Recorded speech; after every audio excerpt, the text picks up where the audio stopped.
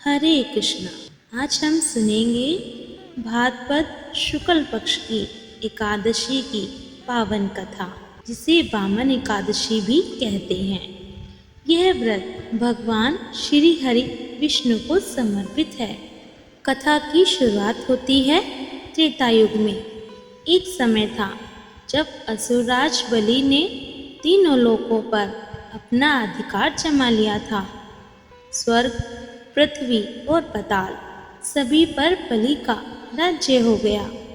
देवता परेशान होकर भगवान विष्णु की शरण में पहुँचे और कहा, प्रभु, बलि ने हमारा सब कुछ छीन लिया है, हमें न्याय दीजिए। भगवान मुस्कुराए और बोले, चिंता मत करो, अधर्म चाहे कितना भी बड़ा क्यों ना हो, धर्म की जीत अवश्य होती है। मैं स्वयं धरती पर जाऊंगा। तब भगवान ने वामन अवतार लिया। एक कोने ब्राह्मण का रूप धारण करके हाथ में कमंडल, कंधे पर दंड और मुख पर तेज। कितना सुंदर रूप था भगवान का। वामन जी बलि के यज्ञ में पहुँचे। बलि बड़े दानी और प्रतिज्ञावान थे। उन्होंने वामन जी को देखकर पूछा, ब्रह्मचारी, क्या चाहिए तुम्हें? जो मांगोगे वह दूंगा। वामन जी बोले, महाराज, मुझे ज़्यादा नहीं चाहिए, बस 3 पग भूमि दे दीजिए। बलि ने हंसते हुए कहा, 3 पग भूमि? यह तो बहुत छोटा सा वर है, मांगो और क्या मांगते हो? लेकिन वामन जी अड़े रहे, मुझे तो केवल 3 पग भूमि ही चाहिए।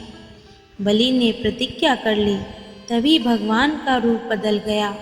वे छोटे से वामन ब्रह्मचारी अचानक विशालकाय हो गए। वामन भगवान ने विराट रूप धारण कर लिया। पहले पग में उन्होंने पूरा धरती लोक नाप लिया, दूसरे पग में स्वर्लोक, अब तीसरे पग के लिए कोई जगह ही नहीं बची। भगवान ने बलि से पूछा, अब तीसरा पग कहाँ रखूं? बलि ने हाथ जोड़कर कहा, प्रभु, मैंने वचन दिया है, तीसरा पग मेरे सिर पर रख दीजिए। भगवान प्रसन्न हुए और बोले, बलि, तुमने अपनी प्रतिज्ञा निभाई।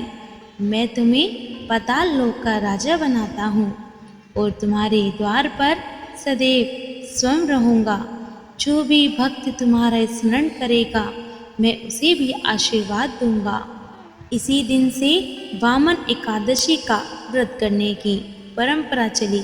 कहा जाता है कि इस व्रत से पाप नष्ट होते हैं, मनुष्य को पुण्य की प्राप्ति होती है और भगवान विष्णु की कृपा बनी रहती है। ओम वामनाय नमः। अगर आपको कथा अच्छी लगी हो तो वीडियो को लाइक और चैनल को सब्सक्राइब ज़रूर करें। जय हरि विष्णु।